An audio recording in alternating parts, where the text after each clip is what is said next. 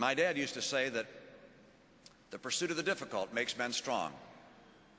Our next president is going to face difficult challenges.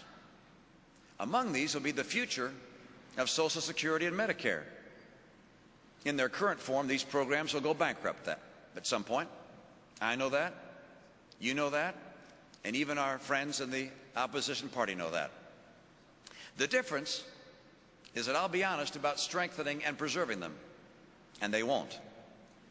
President Obama has failed to articulate a single serious idea to save Social Security.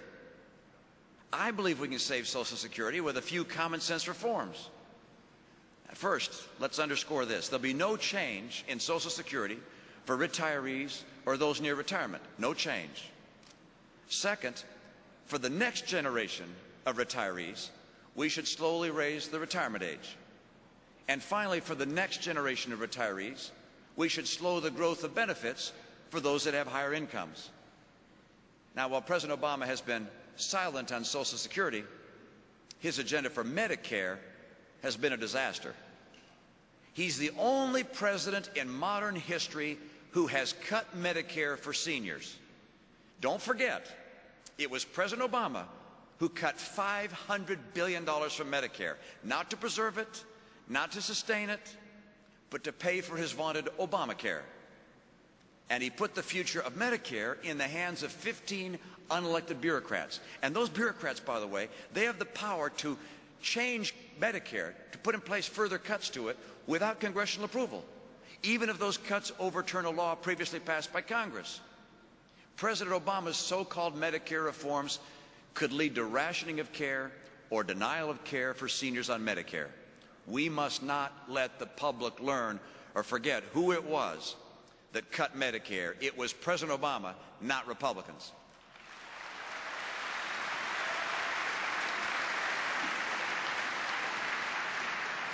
Unlike President Obama, our next president is going to protect Medicare, improve the program, and keep it sustainable for generations to come.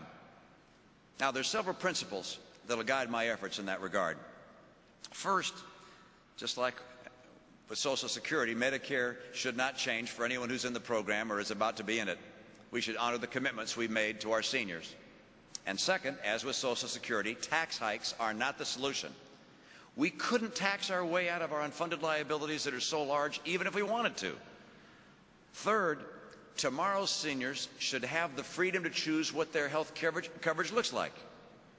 Younger Americans today, when they turn 65, should have a choice between traditional Medicare and other private health care plans that provide at least the same level of benefits. Competition will lower costs and increase the quality of health care. That's the answer for Medicare. The federal government, by the way, will help seniors pay for the option they choose with a level of support that ensures that all can obtain the coverage they need.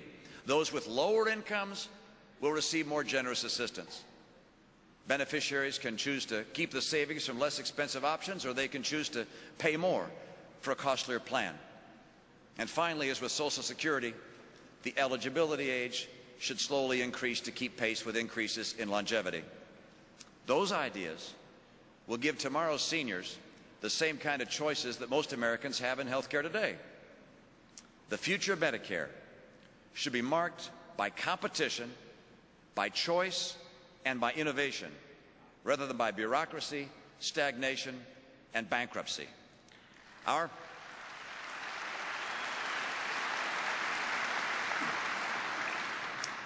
path for the future of Social Security and Medicare is honesty and security. Theirs is demagoguery and deception, and that's one more reason they'll lose.